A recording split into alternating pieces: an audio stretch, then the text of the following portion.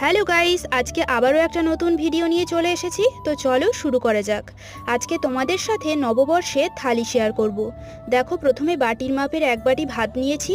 তারপর নিয়েছি 1 চামচ ঘরে তৈরি করা গাওয়া ঘি। ঘরে তৈরি গাওয়া ঘির রেসিপিটা চাইলে অবশ্যই তোমাদের সাথে শেয়ার করব। গোল করে কাটা পেঁয়াজ, সাথে নিয়েছি লঙ্কা আর লেবু। প্রথম পাতে খাওয়ার জন্য নিয়েছি উচ্ছে ভাজা।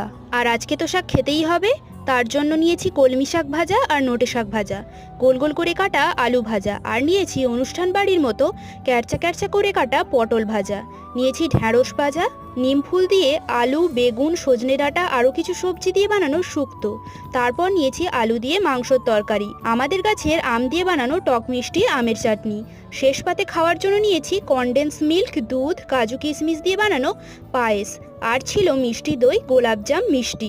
এই ছিল নববর্ষের থালি। আমার তরফ থেকে নববর্ষের অনেক শুভেচ্ছা।